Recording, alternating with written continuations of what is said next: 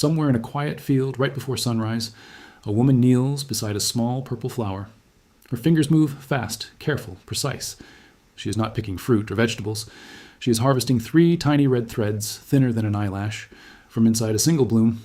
By the time she stands up, she will have touched thousands of these flowers, and what she collects from them, ounce for ounce, will be worth more than gold pulled from the deepest mines on earth. This is saffron, the most expensive spice in the world, and today we're going to find out why a plant can outprice a metal that entire wars have been fought over.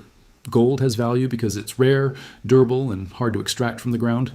It takes tons of rock and soil, crushed and processed, just to produce a single gram of pure gold. That process alone tells you why gold is expensive. But saffron isn't dug out of the earth with machines. It's grown, watched, and picked entirely by human hands. And that difference changes everything. Let's start with the flower itself. Saffron comes from a plant called Crocus sativus, sometimes called the saffron crocus.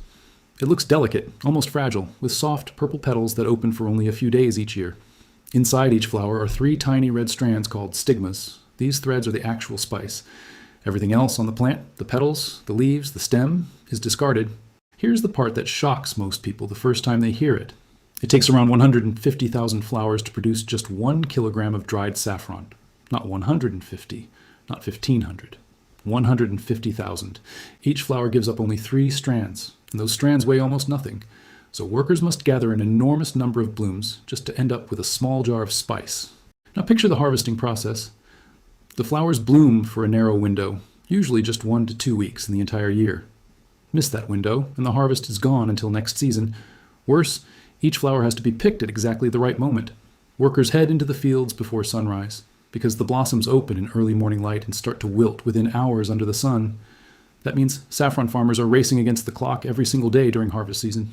There's no waiting until tomorrow. There's no working at a comfortable pace. The flowers won't wait for anyone. Once the flowers are picked, the real delicate work begins. Someone has to sit down, often for hours, and pluck the 3 red stigmas out from the center of each flower by hand. There's no machine that can do this job with the necessary care. A machine would crush the fragile threads or damage the flower before the stigma could be removed cleanly. So this task falls entirely on human fingers, 1 flower at a time. Think about the math for a second. If one worker can process a few thousand flowers in a day, and it takes 150,000 flowers for a single kilogram, you start to understand how many hours of labor go into that 1 kilogram. Some estimates suggest it takes over 40 hours of hands-on work just to gather and process the saffron from a single kilogram of dried threads. 40 hours of human time, concentration, and precision for a spice that most people use just a pinch of in their cooking. Compare that to gold mining. Yes, gold mining is dangerous and expensive. Heavy machinery digs through tons of rock. Chemical processes separate gold from ore. It's an industrial operation on a massive scale. But once that infrastructure exists, gold can be extracted continuously, day after day, using machines that don't get tired and don't need to work in a 2-week window. Saffron has no such shortcut. Every single strand still passes through a human hand. This labor cost is the single biggest reason saffron carries such a high price tag. It's not about rarity in nature. Crocus flowers can be grown in many places around the world. It's about how much human effort is packed into every gram. So where does saffron actually come from? The answer might surprise you. Around 90% of the world's saffron is grown in Iran, particularly in the northeastern region, around Mashhad and Khorasan province. Iran's dry climate and specific soil conditions happen to be perfect for saffron cultivation. Generations of farmers there have refined the techniques passed down through families for centuries. But Iran isn't the only saffron producer. Kashmir, the mountainous region between India and Pakistan, produces a smaller but highly prized variety known for its deep color and strong aroma. Kashmiri saffron is often considered some of the finest in the world, and because the growing region is so limited, it commands an even higher price than saffron from other areas. Spain also has a long saffron tradition, especially in the La Mancha region. Spanish saffron helped introduce this spice to European cuisine centuries ago, and it remains an important part of dishes like paella today. Smaller amounts also come from Afghanistan, Greece, Morocco, and Italy, each region producing saffron with slightly different characteristics based on soil, climate, and harvesting traditions. Now, let's talk history, because saffron's story goes back much further than most people realize. Archaeological evidence suggests saffron has been used by humans for more than 3,000 years. Ancient civilizations valued saffron not just as a spice, but as a dye, a medicine, and a symbol of wealth and status. The color it produces, a deep golden yellow, was associated with royalty and the divine. In ancient Persia, saffron threads were woven into royal carpets and ceremonial fabrics. The vivid yellow dye it created was considered fit only for kings and the highest classes of society. Ancient Egyptians used saffron in perfumes and skincare. Cleopatra herself was said to bathe in saffron-infused water, believing it enhanced her skin and made her more alluring. The ancient Greeks used saffron in their myths and religious ceremonies. Saffron-colored robes were worn by priests and appeared in stories about gods and goddesses. Alexander the Great reportedly used saffron in his baths and diet, believing it could heal wounds faster and improve his physical strength before major battles. The spice also traveled along the ancient trade routes we now call the Silk Road. Merchants carried small pouches of saffron across continents, and its value made it as important a trade good as silk or spices like pepper and cinnamon. Because it was so valuable and easy to counterfeit, saffron trading was taken extremely seriously. In medieval Europe, some cities enacted brutal punishments for anyone caught selling fake saffron. In 14th century Germany, during what's known as the Saffron affair, people caught adulterating saffron with cheaper substitutes were sometimes executed or burned alive along with their fake product. That's how seriously purity was protected. This history of counterfeiting hasn't disappeared. It's actually one of the biggest problems in the saffron industry today, and it directly connects to why real saffron remains so expensive. Because saffron is worth so much money, fake versions are everywhere. Some sellers dye corn silk, safflower petals, or even shredded paper red to mimic the appearance of saffron threads.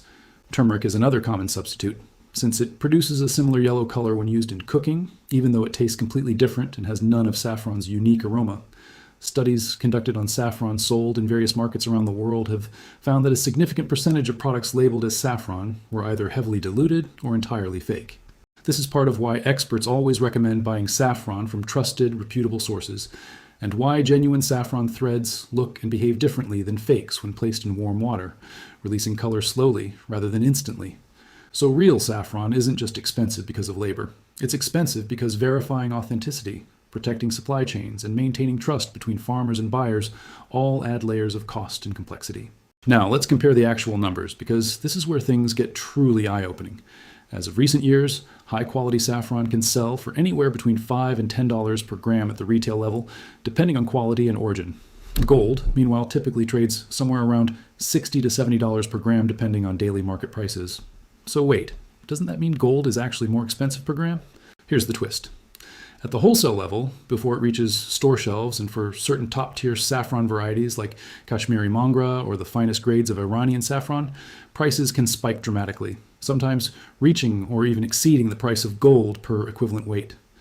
The comparison to gold isn't about every batch of saffron beating every ounce of gold in a lab test. It's about the fact that a spice grown in a farmer's field can rival one of the most precious materials on the planet, something almost nobody would expect. And when you consider that saffron has almost no industrial use, no jewelry value, no role in electronics or currency reserves like gold does, its price becomes even more remarkable. Its value comes purely from flavor, color, and the incredible effort required to produce it. So why do people still buy it? Why does saffron remain in such high demand despite its extraordinary cost? Part of the answer is culinary. Saffron has a flavor unlike anything else, often described as slightly sweet, faintly floral, with a subtle earthy or hay-like note that's impossible to replicate artificially. It's used in iconic dishes around the world. Spanish paella gets its signature golden color and aroma from saffron. Persian rice dishes rely on it for both flavor and visual appeal. Italian risotto alla Milanese wouldn't be the same without it, because just a tiny pinch, sometimes only a few threads, can flavor an entire dish. Most home cooks only need a small amount at a time. This actually makes saffron more affordable in daily use than its sticker price might suggest. Beyond cooking, saffron has a long history in traditional medicine. Various cultures have used it to address digestive issues, mood concerns, and inflammation for centuries, passing these practices down through generations. Modern scientific studies have also begun exploring saffron's potential health benefits, including research into its antioxidant properties and possible effects on mood and cognitive function, though researchers caution that more studies are still needed before drawing firm conclusions. There's also a growing interest in saffron within the cosmetic and skincare industry, where its color and reputed properties are used in creams, oils, and specialty beauty products. So saffron sits at this unusual crossroads. It's a culinary treasure, a piece of medical history, a subject of ongoing scientific curiosity, and a product surrounded by centuries of cultural symbolism, all wrapped up in 3 tiny red threads. Now think back to that farmer in the field at dawn. Her work represents something we don't often think about when we sprinkle a pinch of saffron into a pot of rice. Every strand in that jar on your kitchen shelf passed through human hands. It was picked at the exact right moment, separated with precision, dried carefully, and protected from counterfeiters throughout its journey to your home. Gold's value comes from geology, scarcity, and industrial demand. Saffron's value comes from something entirely different, from human patience, skill, and time, multiplied across 150,000 flowers for just 1 kilogram. In a world full of automation and mass production, saffron remains stubbornly, beautifully human. No machine has replaced the hands that harvest it. No shortcut has ever truly worked. Maybe that's the real reason saffron costs more than gold. It isn't just about economics. It's about the fact that some things simply cannot be rushed, mechanized, or mass-produced without losing what makes them valuable in the first place. The next time you see a small jar of saffron threads sitting on a store shelf, you'll know it's not just a spice. It's the result of thousands of tiny, careful human decisions, made one flower at a time. And that, in the end, might be worth more than gold ever could be.